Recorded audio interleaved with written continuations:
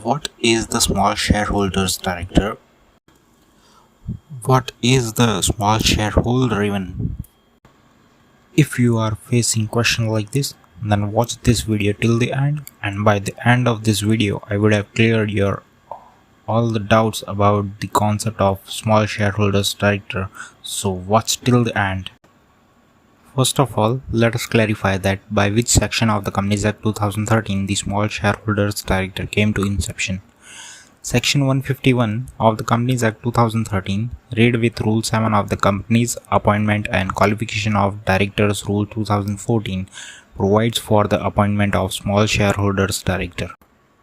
Now let us talk about applicability of Section 151. Section 151 states that every listed company may have one director elected by such small shareholders in such manner and on such terms and conditions as may be provided. Now the question arises that who is small shareholder? So as per the definition provided in the Act, the small shareholder means a shareholder holding share of nominal value of not more than rupees 20,000 or such other sum as may be prescribed. Nominal value of share is relevant for the purpose of this section. Let us understand the proper meaning of nominal value with an example. Let us take an example that Mr. A holds 5,000 shares of rupees 10 each, on which rupees 4 is paid up. Here, paid up value of the share will be rupees 20,000, but nominal value will remain unchanged as rupees 50,000. Thus, Mr. A is not a small shareholder. Many of you may be having a doubt about which type of shares the small shareholders are holding. So, for the sake of clarification, small shareholders may be a holder of equity share or preference share or both. Now, let us talk about the appointment of small shareholders director.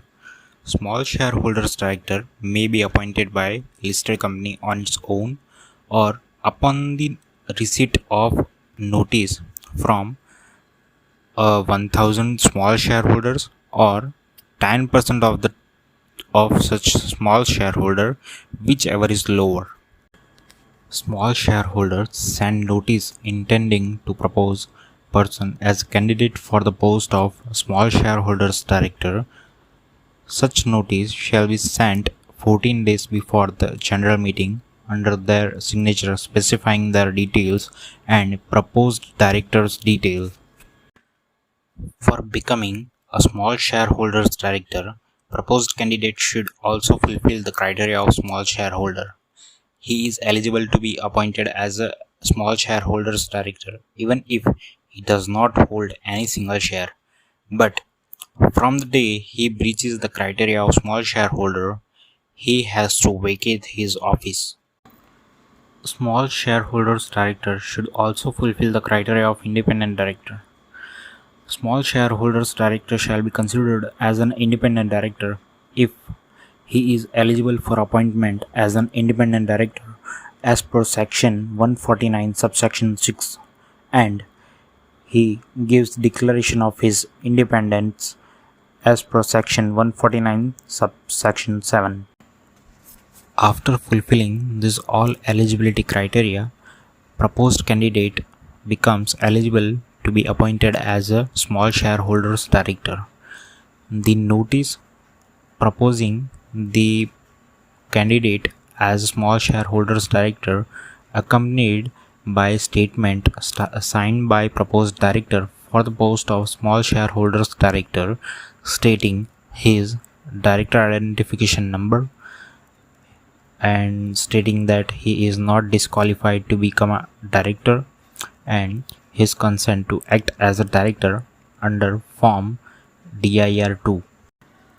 A small shareholders director shall be included in the total number of directors as prescribed under subsection 6 of section 152 of the Act, but he shall not be liable for retirement by rotation. Thus, he will be the part of the 1/3 directors who are non-rotational. A person shall not hold the office of small shareholders director in more than 2 companies.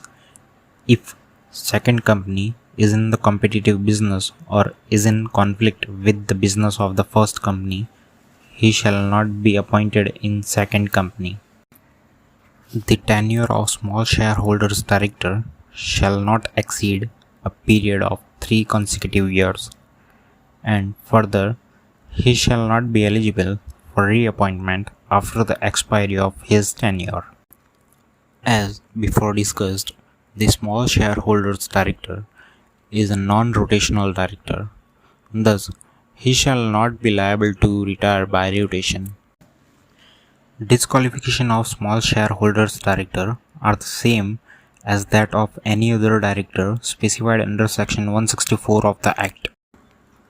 A small shareholders director shall vacate the office if he ceases to be a small shareholder on and from the date of cessation. Second, if he incurs any of the disqualification as specified in Section 164. Third, the office of the director becomes vacant pursuant to the Section 167. And the last one is, if he ceases to meet the criteria of independence as stated under Section 149 subsection 6. A small shareholders director may be removed by passing an ordinary resolution in the general meeting in accordance with the provision of Section 169 of the Act. At the time of voting on such a resolution, every equity shareholder shall have a right to vote irrespective of the fact as to whether he is a small shareholder or not. A small shareholders director shall directly or indirectly not be appointed or associated in any other capacity with the company either directly or indirectly for a period of 3 years from the date of cessation as a small shareholders director. Finally, the video comes to the end, and I want to announce that we have discussed so many sections like Section 169, 149 6, 149 subsection 7, Section 164, Section 167, which is not described here, but I would like to come with an additional video for that. So stay tuned and subscribe to the channel, and thanks a lot for watching the video till the end.